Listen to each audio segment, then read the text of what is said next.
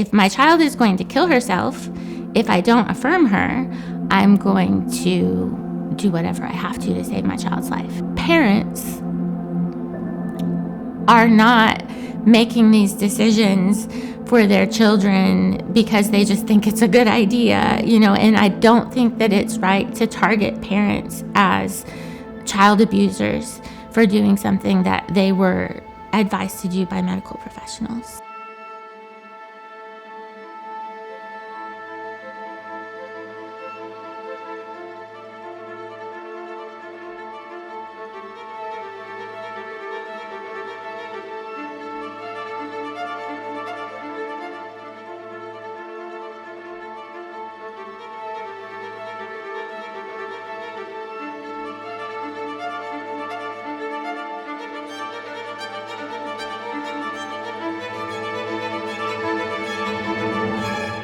In February of 2022, the Attorney General of Texas released an opinion that stated that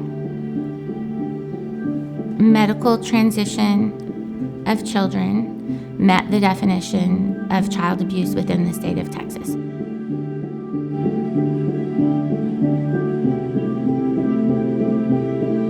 Just a few days later, the governor released a letter that was addressed to all mandatory reporters. Any mandatory reporter that suspected that a child might be being affirmed to transition was required to report that as they were any other child abuse accusation or suspicion. A colleague called me and asked, I have a child in my class that I think that their parents are affirming them. Do I have to make a report? And I'm like, I'm not sure. I ran it up the chain and it came back, yes. That, if you think that a child is being affirmed in transition, you need to make that report. And that was when I realized that means that pretty much everybody that I work with is in the same boat. They have to report me, or else they could also be charged criminal charges. All of her coworkers were mandated reporters. She had been open about what was happening with me.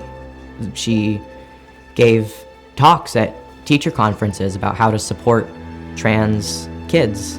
And this is my trans kid, look at how I supported them. So everyone knew. It was scary. Parents are not making these decisions for their children because they just think it's a good idea. I did believe that what the professionals were telling me and what Claire was telling me must be true, and I didn't trust myself. A lot of the time that she would be talking to the doctors or the therapists, we would not be in the room, but that also made those therapists and doctors kind of the intermediary between myself and my child, because we were not having that open communication and dialogue. I was led to believe that this was a pathway, that this is what you need to do to treat gender dysphoria. When you're as young as I was, when you're 14, 15, 16, you don't know how you're going to feel when you're 24, 25, 26. Claire did become suicidal and came and woke me up in the middle of the night.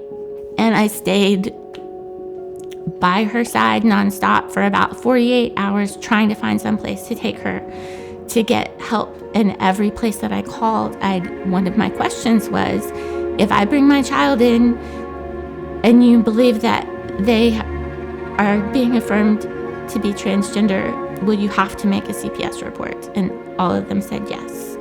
And so I was so terrified that I would lose custody of her, that I would take her to a facility to get help, and then the state would take custody of her and I wouldn't be able to bring her home. I was so paranoid at this point. I made sure all of my curtains were drawn, didn't want anybody to know that I was home. I wasn't going to work. It was very scary. I felt like I was losing my grip on reality. And I've never felt that way about anything in my life. then I just determined that the only thing to do was to leave the state of Texas because I was not going to lose my child. I did all of what I did to not lose my child. We went to a hospital in Oklahoma, and a week later, when I got out, 2 days after I got out, we moved to Maryland.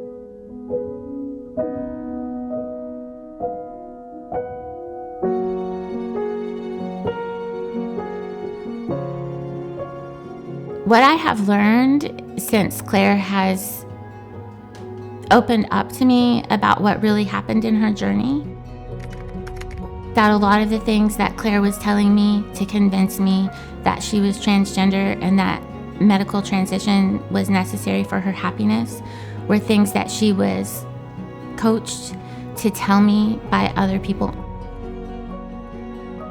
And I don't think that it's right to target parents as child abusers for doing something that they were advised to do by medical professionals. It just created more trauma for both myself, but more importantly, for Claire.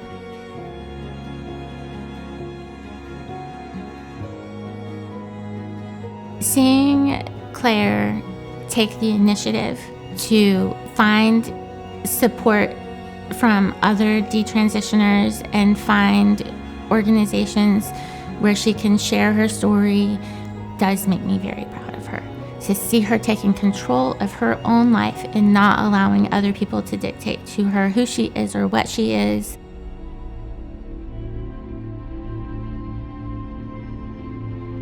Detrans activists and advocates for reform in this area, advocates for safeguarding for children, aren't doing it because we hate trans people. We're doing it because we love youth who get wrapped up in this, and we don't want to see them harmed the way that I was. We want children to grow into adults who can make informed, rational choices, who aren't in the midst of these crises, who can look back at their history and make a informed choice, not one based on panic and emotion.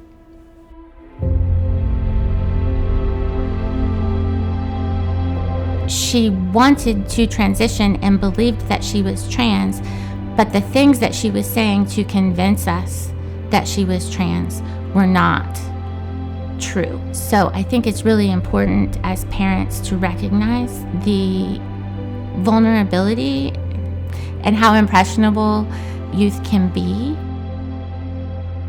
Trust yourself and your instincts, because your children are children and you're the parent. Not every child that says that they are trans is trans.